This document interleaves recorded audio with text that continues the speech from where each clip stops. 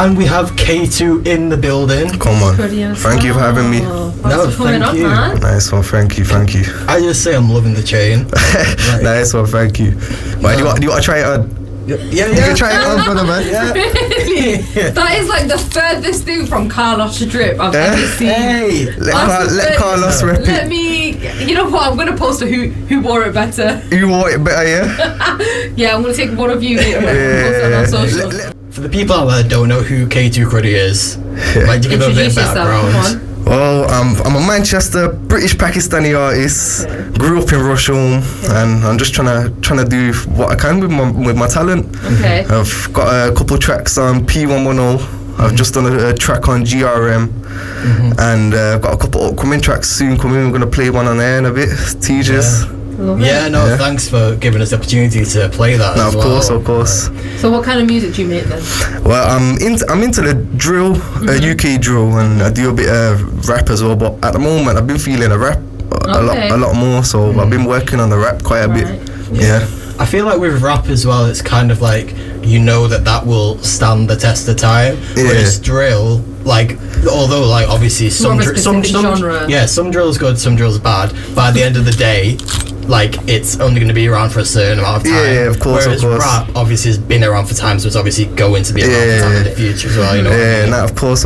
My opinion on drill at the moment is just too repetitive. Is it? Like, it's true. Everyone's making the same sort of sounds. It's very formulaic, I think, like because the drill sound is so characteristic. It's very difficult to do drill, but also be like unique, sonically different, right? But okay, I understand why you're a bit into rap. How did you start then? How did you get into doing what you're doing? Well, I would say, for this one, I got to big up my Birmingham boys. Okay. Yeah, so they were a big part of it. Like, I just seen a couple of my Birmingham mates, big up Adzi. Okay. He was like one of the main people to influence me, cause I just seen him and he was like really good at with his talent, and he was really good at, like, he had mad flows, mad bars, and like he just made me wanted to try it. So then from there I've tried it, and then from when, like, how long have you been doing it? I was about 13. Oh wow, that's long. Okay. So I've been not to give your age away, but about I'm 20 now. Yeah, so what, 7 years then?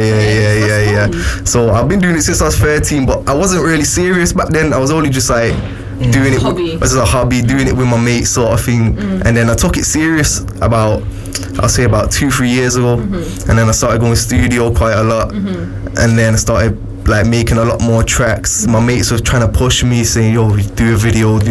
And then from there, like about a year and a half ago, I did my first video. Okay. And like you write all your own? Yeah. And where do you get like your writing inspiration from?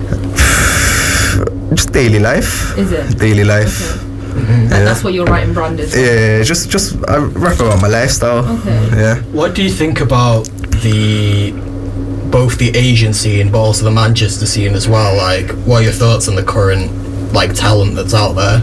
I would say there's a lot of talent out there, but there's not a lot that's really getting recognized. Exactly. I think that's one thing we always say, in it, having like started this platform and like create the network that we have, like there's so many people, there's so much talent, there's so much talent, and you just don't realize, like, people think like the age of like the golden age of like South Asian, like British South Asian music has like gone. And it's not true. There's so much like underground talent, isn't it? People aren't giving it a chance. Exactly. It's people are not really like networking it properly as well. Like, they're making the tracks, they're making the right sounds, but they're not really promoting forming that community. You know what I mean? Forming that like distinct community, that distinct genre. So it's pretty much hard for them to get out there as well. And it was hard for me to get out there as well until I put my foot in, and then from there I just started walking. You know what I mean? Yeah. How do you actually get like? Well, how have you got like? What would you say is the main tool that you've used in terms of? Do you think? Because obviously it might have been that you just put your music out there and it like blows, but what do you think it is that gets you attention, that gets people to turn around and be like, okay, like this guy's actually sick? Like, I'm not too sure. I say that's a hard question. I would say you gotta be sounded unique, like very like you gotta have your own sort of sound and your own flow. You can't really copy sort of people. Like loads of people I see out there nowadays, and they're always using next people's flows and next people's bars. You gotta come with your own originality, because if you're not really coming with your own sort of stuff, you're not really gonna get recognized as like, oh yeah, this guy's doing his own thing, he's doing it for himself, you know what I mean? He's not really jumping on someone else's wave. I see Asian rappers, like I'm very close mates with Sparker, man, if you heard of him. So Sparker, man, he's done very good, mashallah. He's done his own thing with Moki and Hasib, and then I've seen loads of like next Asian rappers, but they're then jumping on sort of like his wave, you know what I mean? Not really coming with the same originality, so then they're not really getting much exposure. You gotta give them something that they can only get from you. Basically. No, I think that's a really good mindset to have, because you don't want to mold yourself on other people. Obviously you can take like inspiration, but you want to be your own person. Of course. Like when I look at these next rappers, I get inspired myself, but then I don't go copying them. I sort of get exactly. That's where people get it wrong, because then they'll see it and think, oh, he's doing really good, let me try to do something like that. You know what I mean? So then that's where the whole point of like writing and creativity is an outlet for yourself, right? So you were saying that you asked what you write about, and you said your kind of daily life. Would you say that you kind of see yourself maybe as a representation or representative of like any community or any demographic? Like, do you write for this kind of people or that kind of people, or are you trying to represent? That was a hard question. I've never really thought of it myself. I've actually never really thought of that myself. Okay. But now that you say it, I would say like my music sort of appeals to like the Would you say like you're trying to represent maybe like young Asian boys from Ends or pretty much. Okay, that's the vibe I was getting. Pretty much. Like for people from the hood, innit? I'm just trying to make it out. You get me? Okay. But there was nice. Okay. Do you think that you would ever want to in the future like use inspiration from your Asian background in terms of like sampling like a music track or anything? Of course. Yeah. I did a track with Sidhu, Miswala. Oh yeah. That's actually how I I saw that. So I did that refix with him, and big shout out to Surinder, Rattan. He's the one that brought it together.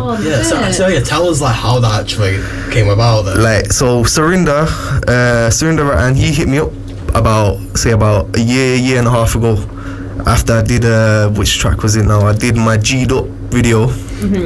And he hit me up after that on my Instagram saying, I like your stuff, come let's link up. That's it. So we linked up, and then I showed him what I had. Obviously at the time he said he liked my stuff, but then like obviously it wasn't what he was looking for. He was looking for certain stuff at like certain vibe at that time. So then he come back to me about a year later, and then he text me saying, I've got a Sidhu track there, you want to jump on it, because I need an Asian I need an Asian person that can do drill.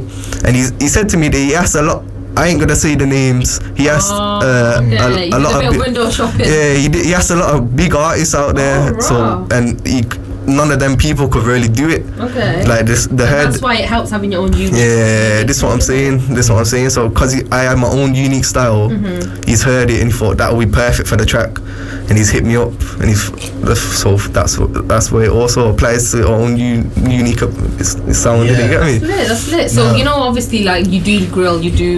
I was thinking between grime and drilling it.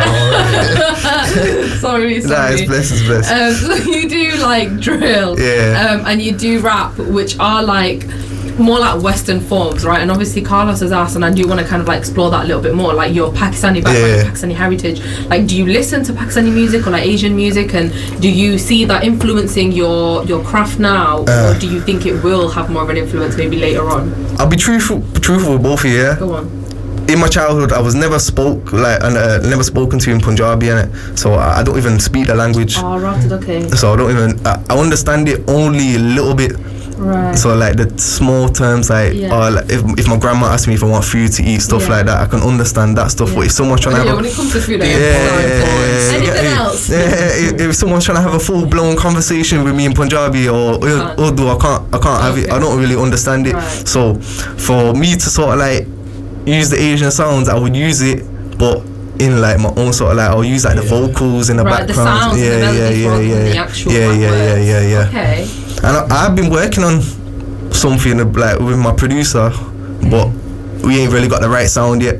So that's just a little teaser for you. Okay. Now you know what, I back that though, because so as someone who like listens to both, listens to like a lot of Asian music and like I listen to a lot of rap and like drill as well.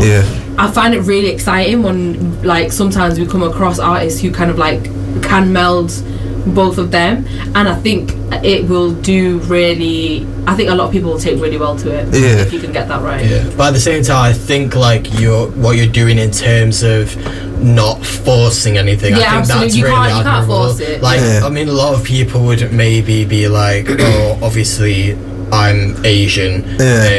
This is a good way for me to get in with a lot more listeners. I'll just do this or I'll just do that. But you've recognized, okay, like I might take influence from the sounds or whatever, but in terms of actually speaking it, that's just not me. So rather than forcing it, actually being like, I'm gonna do what's best for me in terms of my own craft. Of course. Nah, you exactly, you're perfect, right? You get me? But for me, it's just like, it has to be meaningful, doesn't it? It can't just be. I would love to learn the language, don't get me wrong, but it's just like, never too late. I know it's never too late, but it's just with me, I've just never been spoken to it. My mum, she always spoke English to me. My dad always spoke English, but my dad that's a next story. Like he hates on me and stuff like that. Okay. That's another thing actually. How obviously like in the Asian culture sometimes, especially like Muslim backgrounds, like it's not always easy breaking into like music and all that kind of stuff. So how was that in terms of your family? Like, did they want you to kind of go down the typical education route? Were they supportive? Were they not supportive? How was that impacted? I was a pretty bad kid at school, so obviously all my family knew I was a bad kid. So for my education side, my mum always wanted me to do well in education. Of course. I mean, all Asian people doing it. Of course. But I tried my hardest. Like I'm not even gonna lie to you. I did try my hardest. I went college, but about halfway through college, I just couldn't take it anymore. I had a couple of racist teachers as well, like so they were always picking on me and stuff like that, so it was just like I couldn't really keep up with it going in every day, and the teachers on my case and they're not really like, you know what I mean, so I just couldn't really keep up with that. Fair enough. But then with the music side, I would say my family's supportive. Is it? Okay. The only person that don't really support me is my dad. Really? What is he? It's just personal issues. Like you don't really like me. It's just you don't really like me. You wanna? I think we should put a pin in this before you start. Before I start going on about my daddy issues as well. Daddy issues support network. It's mad for the Asians. It is, isn't it? It is.